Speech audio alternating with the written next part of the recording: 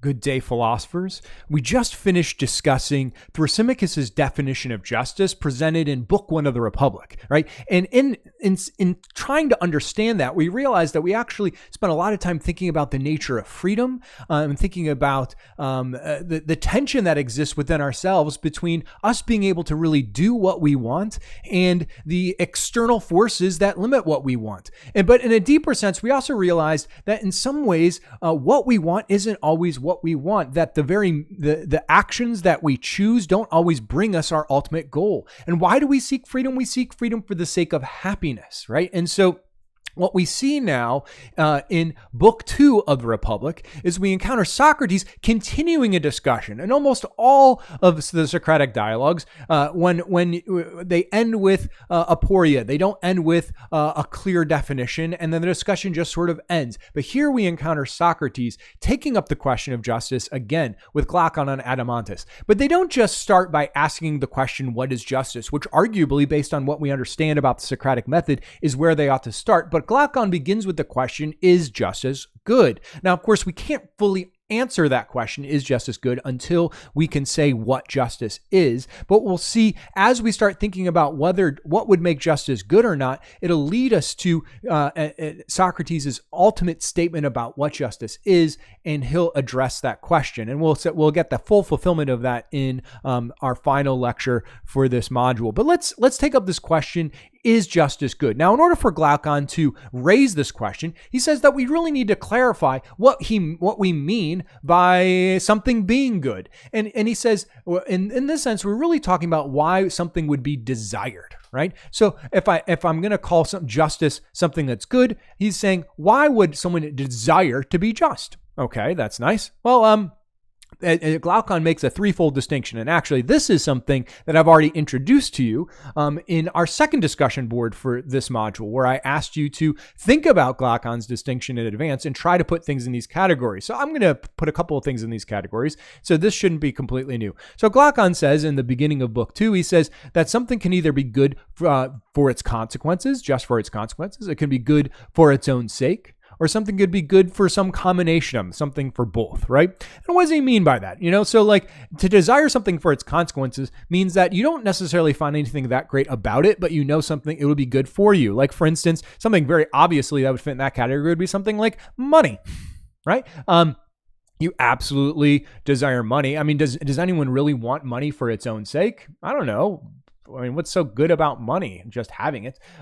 Maybe you could get some satisfaction with having earned it. So that's something. But for the most part, money in itself is not all that interesting. But it has good consequences for us. I'll come back to the consequences in just a second. What about something that's good for its own sake? Well, for me personally, I am kind of a musician. I mean, I've been playing music for most of my life, and I love playing music with other people, and I love composing music, though I don't do as much anymore, as much as I'd like. And so, I like writing music, and that's definitely something that's just for its own sake. I don't really get much out of it except for the pure enjoyment of doing it itself, right? Something else that I enjoy would be like watching really good movies and things like that too, or reading a good book, right? That's something I enjoy for its own sake. It doesn't necessarily do anything for me. I just enjoy it for itself. What's something that's good for both? Actually, there's a lot of things. Almost everything I can think of in my life that I desire can almost be put in there. But for instance, definitely first thing comes to mind is like eating food, right? Very rarely do I eat something that's disgusting and gross. That's only good for me. That would be only good for its consequences. For instance, like say, I don't know, actually, let's go for just for its consequences for a second. Like medical treatment could be something that's only good just for its consequences, or going on a crazy diet might be something that's only good for its consequences. I would never eat this food unless I had to absolutely change my diet so that I don't die. I have friends who have been diabetics and things like that and have had to really change their lifestyle in order to be healthy people. And so that'd be something that would be just for its consequences. But for me and most people, I eat, it's good for both. I enjoy eating. I eat things that I enjoy, and they're also good for me, and they make me healthier. So it's a good thing. I personally enjoy running. So I run just about every day, and I enjoy doing that, and it's definitely something that's good for me as well too, right? Something else that's good just for its consequences, I was thinking of, and this to me is an extreme example, would be something like war. Right?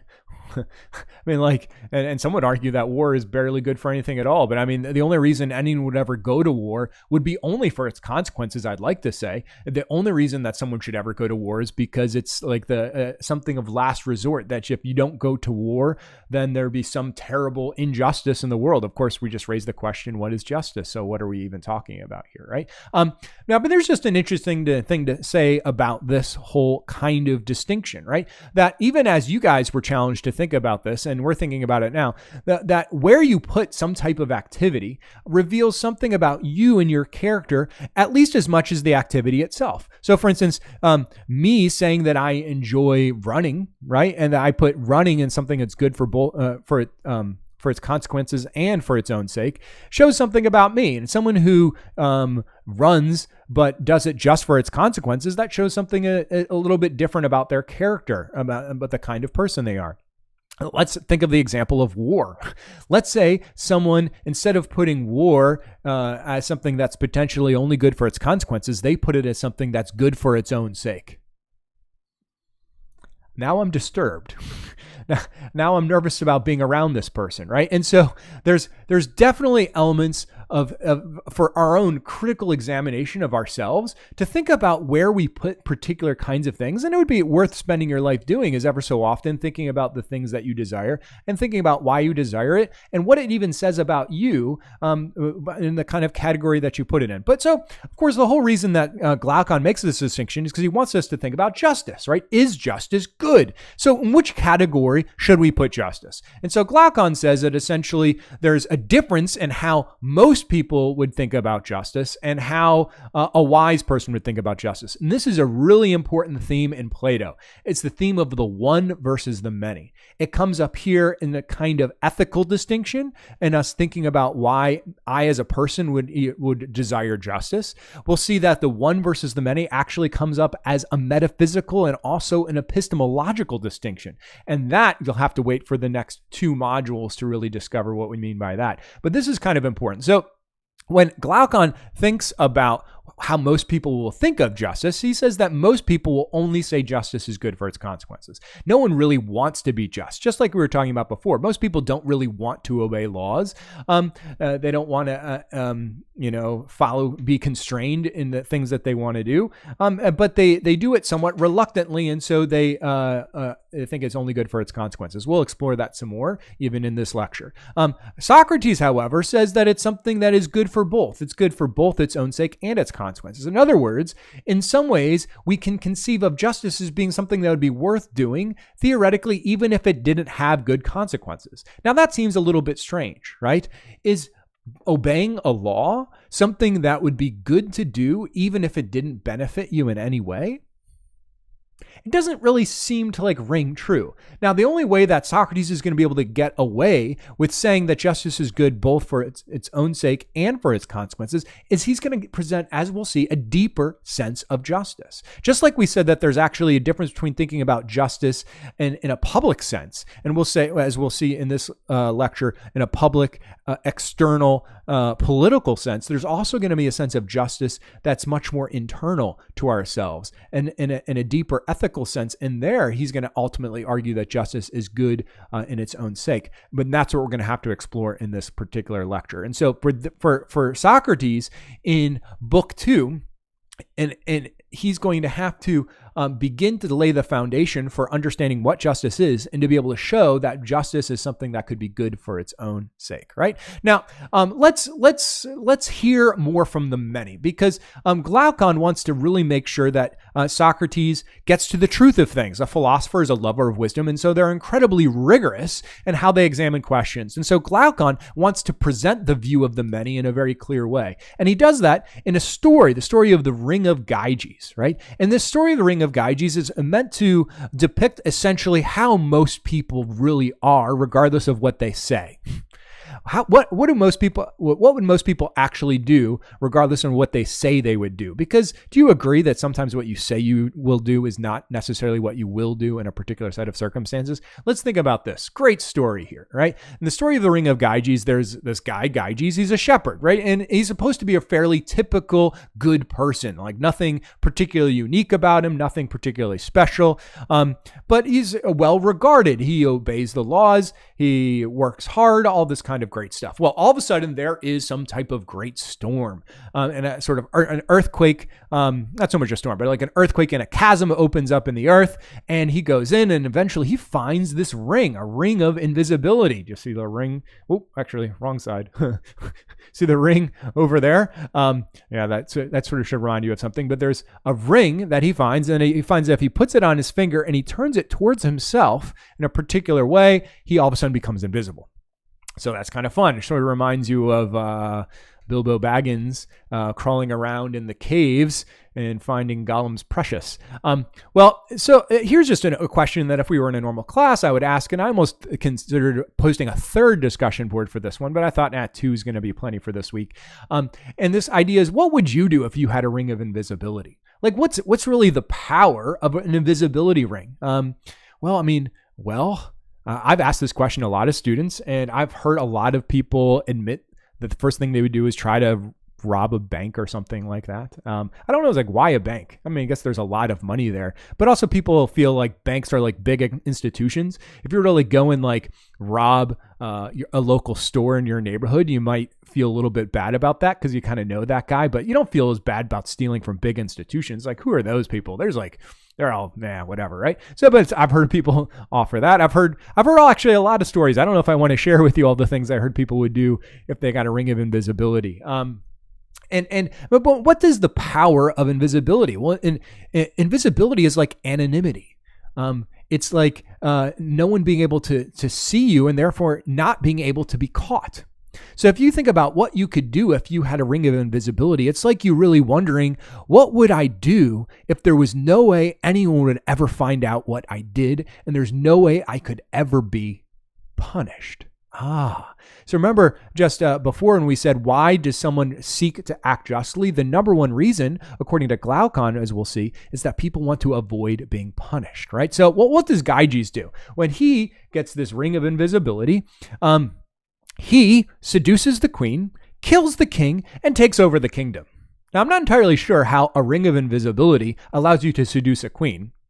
I mean, unless you're really ugly or something. I have no idea. Like, how does a ring of invisibility allow you to seduce anyone? I don't know. I could see how it could help you kill the king, and maybe somehow that would get you to be in power. But anyway, it's kind of strange. I don't really know how that all is supposed to play out. Not the greatest story ever by Glaucon, but it does present something that's very crucial, right? That fundamentally, the only thing that changed with getting this ring is that now Gyges had anonymity. He knew he couldn't get caught. And so all of a sudden, he started to act on his secret true desires that he would never admit to anyone.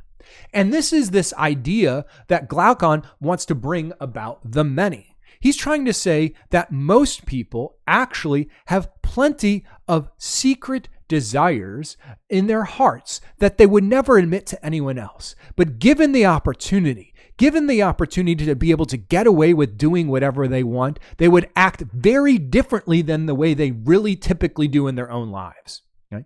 And you can think about it for yourself. If you knew you could get away, that you would not be punished, and that no one would ever know that you did some act that would be considered taboo or considered unlawful or wrong, what would you do? Some of us might completely change our lives if we know we could get away with doing whatever we want, right? And what Glaucon is suggesting with this story is that for the most part, most people are exactly like that. That anonymity, that the force, the external force of government and other people's prying eyes fundamentally changes what we would do, but it's not secretly what we want. No one really wants to be just, right? And so why do we act justly? Glaucon says no one is just willingly, but only when compelled.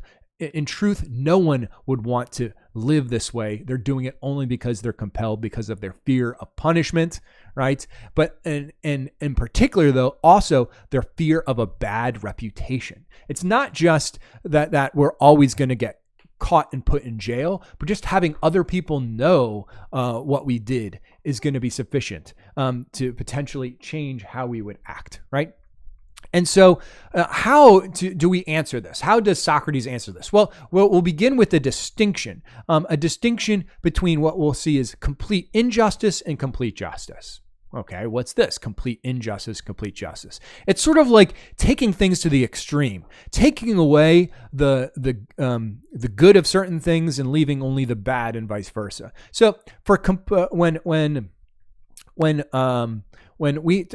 we see Plato describe complete injustice, he says it would be this kind of life where someone is believed to be just without being so.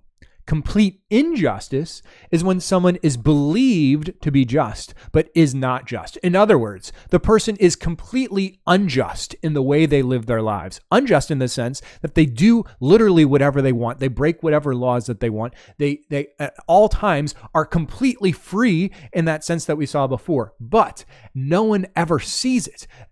Out from external forces, they completely only see the person as being like a just person, right?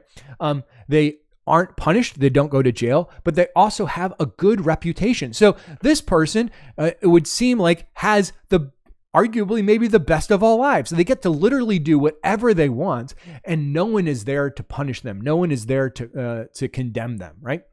The opposite extreme is what Socrates would think of as something that is completely just, right? Can we defend the opposites, right? That someone acts justly, but is seen to be as unjust. In other words, someone is condemned, someone is punished, someone has a bad reputation, and yet they are the ones who are truly acting justly. Can we defend that kind of life? And that is what Glaucon is going to challenge Socrates to have to present. Can you show me that, can you tell me what justice is in such a way that you could show me how it could be good to be just, even if I had to completely suffer for it, where I had to live the life that would be most deserving of someone who is unjust, and yet suffer it as a just person, right? And so for us, this is almost a practical question, right? And really we'll realize that while most people are like Gyges in the Ring of Gyges. Most people, when push comes to shove, if you could get away with doing whatever you want, you would live a different life than the life that you live, right? That doesn't mean that all people are like that. Can we think of examples from our own lives and experience that show us that actually there is another way? That in fact, the just life is a good life, even a life worth dying for. Do we have examples of that? Well, I bet you can come up with some, right? And that's almost another discussion board that we could have had. But I'll present just one, because Plato actually at this moment, I believe, wants us to think of a particular one. And his example would be Socrates. Now, of course, remember, this book is not written by Socrates. We encounter Socrates as a character, right? But it's written long after Socrates' death. And I explained in another lecture that Socrates is sentenced to death in Athens. For what? Ultimately, for walking around Athens and challenging people to seek wisdom, to not just be satisfied with the opinions that are readily accepted. And he was a difficult person to live with, and it put him to death. But that potentially Socrates is an example of someone who lived for the sake of justice and accepted death, accepted punishment, even just for the sake of justice. So we're going to see a little bit of that in Plato's Crito, which was just a short text that I also assigned for us in this module, right? And we'll just read some sections together here. We'll read this. So Socrates in the Crito. Oh, actually, let me give you some quick background. I apologize. So the Crito is a short dialogue. It occurs after Socrates' trial. Socrates is already convicted and sentenced to death, right? He was convicted of corrupting the youth and inventing new gods. That's their way of putting what he was kind of doing, especially the corrupting the youth part. Socrates is now in jail awaiting to be sentenced to death. And there's a little bit of delay because there's some religious festivals going on and stuff like this. Well, this guy, Crito, he's a young guy and was a student of Socrates, sort of like Plato. And he comes to Socrates' jail. He's wealthy, and he has the ability to basically buy off all the guards and get to help Socrates escape from jail and ultimately escape from Athens and live his life elsewhere outside of Athens.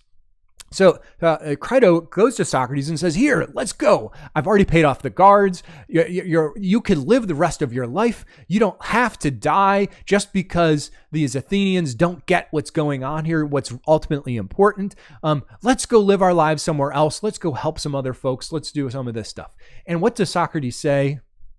Well, let's read what Socrates says. Socrates says, then, my friend, we must not regard what the many say of us, but what he, the one man who has understanding of just and unjust, will say, and what the truth will say. And therefore, you begin an error when you suggest that we should regard the opinion of the many about just and unjust, good and evil, honorable and dishonorable. Well, someone will say, the many can kill us. Well, it's true. Socrates is about to die. Socrates says, that's true. But I still find with surprise that the old argument is, as I conceive, is unshaken as ever. And I should like to know whether I may say the same of another proposition, that not life, but a good life is to be chiefly valued. Crito says, yes, that also remains. So Socrates says, and a good life is equivalent to a just and honorable one. That holds also. So for Socrates, it's not important for him to save his life. It's more important for him to have a just life, for him to live justly.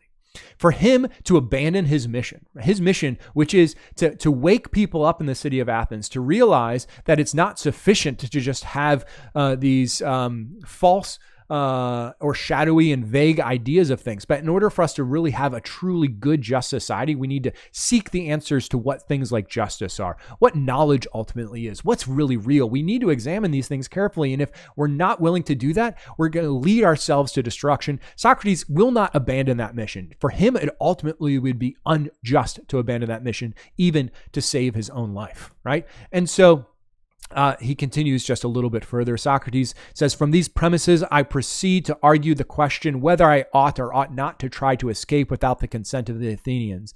And if I am clearly right in escaping, then I will make the attempt. But if not, I will abstain. The other considerations which you mention of money and loss of character and the duty of educating children are, as I hear, only the doctrines of the multitude, the doctrines of the many, who would be as ready to call people to life if they were able as if they were to put them to death, and with as little reason. But now, since the argument has thus far prevailed, the only question which remains to be considered is whether we shall do rightly either in escaping or in suffering others to aid in our escape and paying them in money and thanks, or whether we shall not do rightly. And if the latter, then death or any other calamity which may ensue on my remaining here must not be allowed to enter into the calculation. My death is not allowed to enter into the calculation. Socrates is a living example, at least for Plato, a student of Socrates who knew Socrates well, who presents him as a character in his writing. Socrates writing this wants you as a person to remember Socrates' own sacrifice for the sake of philosophy and for the sake of Athens. And he is the first example of this. Okay. So my friends, that's the end of this video lecture. In our next video lecture, we'll actually see how Socrates presents an account of justice in a very, I would argue, in a very kind of unsatisfying way, to be honest, through an analogy. But that analogy will ultimately be how Socrates will defend intellectually, aside from just presenting himself as this example of someone who is willing to choose justice for its own sake. Have a beautiful day, and I'll catch you on the flip side.